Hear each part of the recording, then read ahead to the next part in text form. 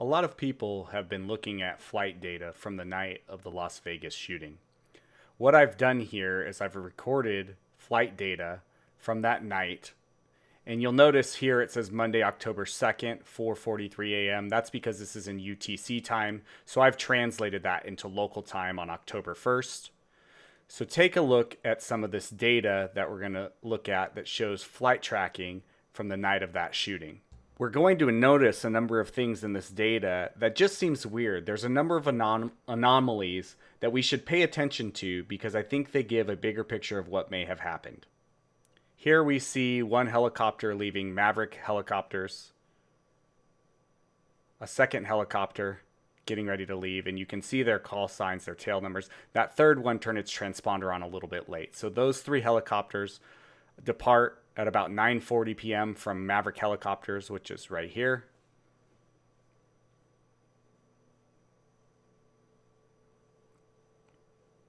And you'll notice that they're going to come back around from the north. And they're going to stop directly behind the Mandalay Bay. So this first one hovers right there, right over Mandalay Bay, right over the event center, kind of oval-shaped roof. Here comes the third and the fourth. Notice that first helicopter, what happened is it turned off its transponder. These other two are about to do the same, and they turn off their transponders as well.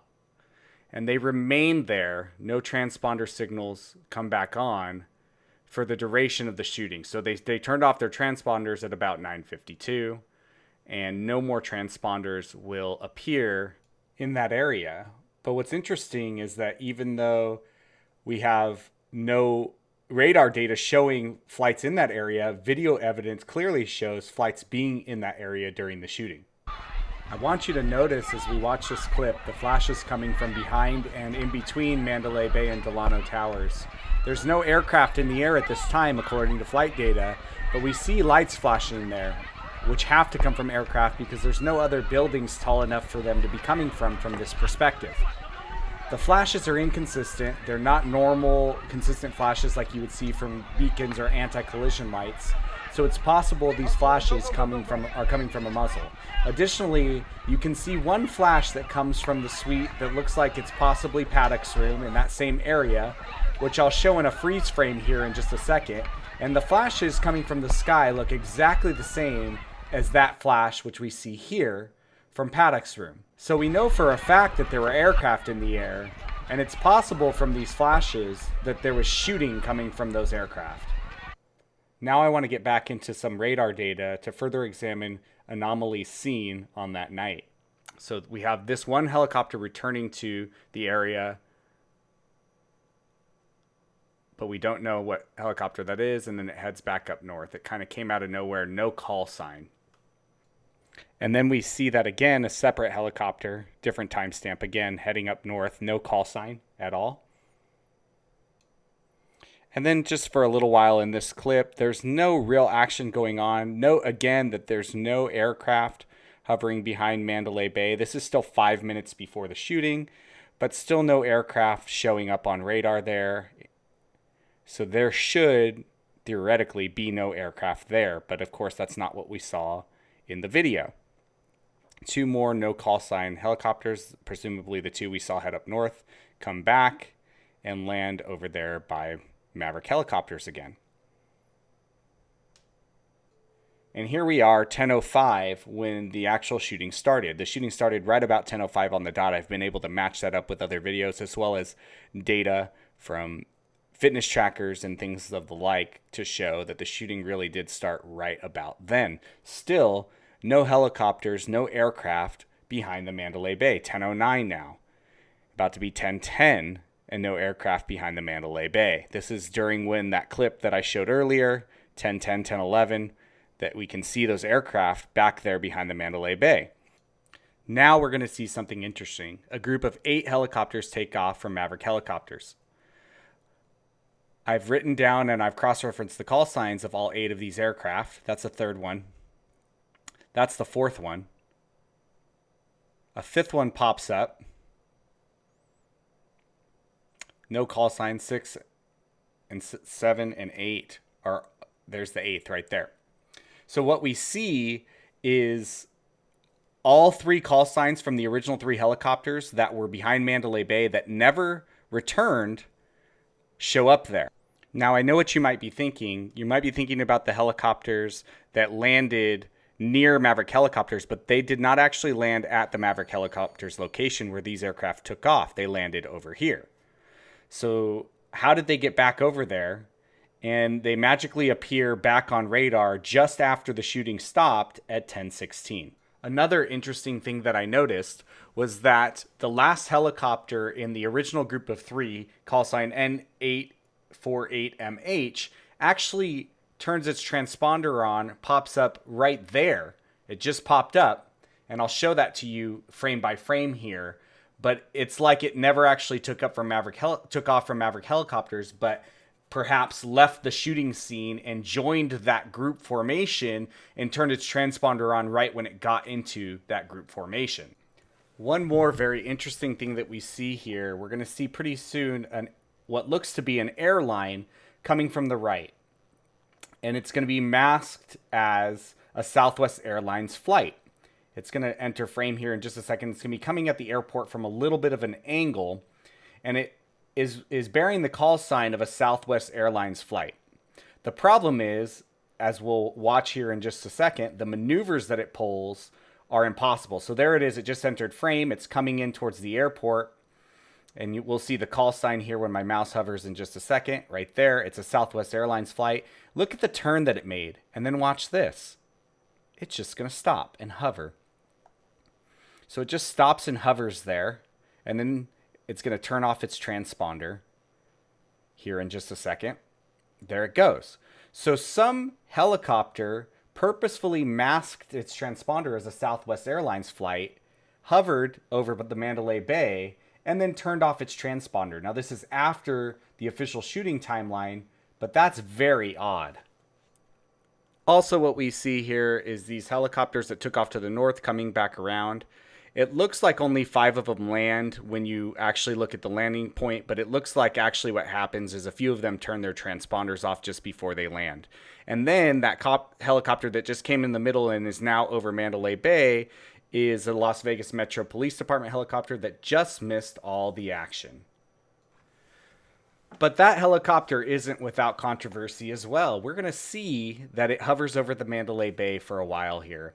It goes back and forth a little bit, presumably looking for shooters, responding to the police scanner audio, and just trying to generally help out the situation.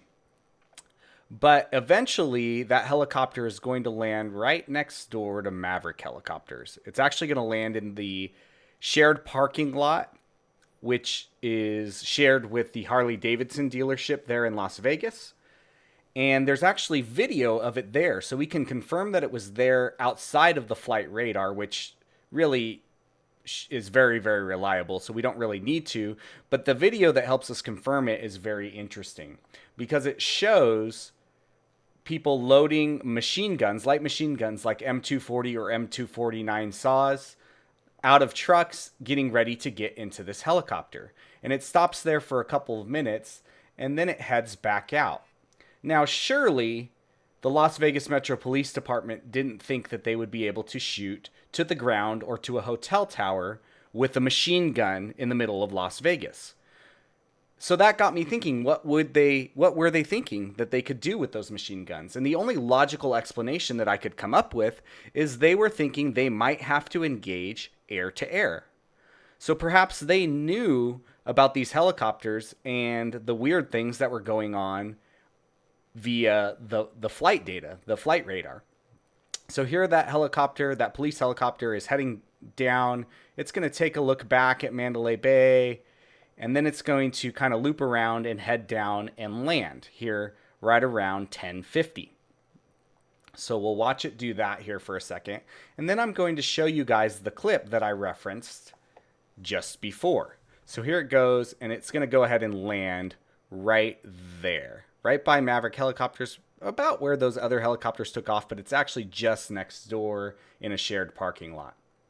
So while that helicopter is there on radar, we can see this video was taken, and I verified the timestamp of this video both with its author and with the post time on Instagram. And we see these two guys loading up weapons to get into that helicopter. The guy on the right looks like he possibly has an advanced weapon system such as a machine gun. I can't verify that there's a scope mounted on it. It looks like it has a tripod, much like many belt feds come with. The other gun appears to be a sniper rifle. It has a scope mounted on top, so it's possible the police were thinking of positioning these guys to help take out a shooter, and maybe they were thinking if they took fire from the air, at least they would be able to shoot back. But they definitely land here and pick up some weapons to possibly shoot to the ground or towards another aircraft. So we're back to the time when the police helicopter landed here on the flight data. And what we're going to notice is we're not going to see that police helicopter's transponder turn on again until after it's in the air. So it's dark the whole time that it's landed in the parking lot. And it turns on its transponder again at 11:06 after it's in the air above Mandalay Bay, presumably looking for assailants. But again, what could they shoot at? They definitely can't shoot from a helicopter into a hotel or ground in Las Vegas. So the fact that they land to load up guns is kind of an interesting scenario. It doesn't appear in the data that they stop over any buildings or tactical positions immediately following them picking up these weapons. So it's kind of an interesting scenario. It's definitely something to look into and something to question. But it's not a smoking gun. It's not to say the police shot to the ground, but perhaps they were worried about other aircraft. So the transponder pops back up here at about 11:05. It's back over Mandalay Bay, and it's presumably looking around. That was where the event happened. There hasn't been any shooting for almost an hour. And knowing that the shooting was coming from that area, it wouldn't be a tactical position to place a sniper. And it hovers, and it hovers, and it hovers. But eventually here, in a few minutes, it's going to make its way north over to the New York area, as well as the Aria. So just north of the Mandalay Bay is the Luxor. We can see it's that black square building just north of Mandalay Bay, which he's right by right now. And then he's over by New York. And interestingly, and the Aria now. And interestingly enough, this is the exact time that eyewitnesses report there being shooting in these casinos and lobbies. So perhaps this police helicopter was responding to those reports. But again, what could he shoot at from a helicopter? It doesn't make sense, and he hasn't placed a sniper. So he's going to hover around a little bit more. Eventually, he's going to land back over where he landed before by Maverick helicopters. And then a minute to 2 minutes later, he's going to head north on another assignment. Why did he land again? He spent a whole lot more time in that parking lot, enough time to get fuel if that's what he needed when they were loading up before. So he's going to go back down and land there after, of course, going up here and visiting the Tropicana around again when more shots were reported at that casino. And then he's going to head down and land. He's going to land just for a couple of minutes, and we'll watch that here. Right near where he landed before, kind of loops around. Maybe he had to just take a different angle. And he lands at about 11:31, 11:32. He's going to spend a minute or two there, and then he's going to head north to the North Las Vegas Summerlin area, presumably on another assignment, although I don't know what other assignment could be possible on a night like this. So there he is again, popped up like right before 11:35. So he spent about 2 minutes there, presumably offloading personnel. I don't know why else he would land, but he makes a brief stop over Tropicana and then heads north. I zoomed out here so you can see he heads north. He ends up over near the Summerlin area of Las Vegas. So we saw some pretty interesting things here, some things that warrant an explanation from the people that were in these helicopters. Why haven't the police asked these questions? Why are we still flying blind? And why doesn't the media care about evidence like this?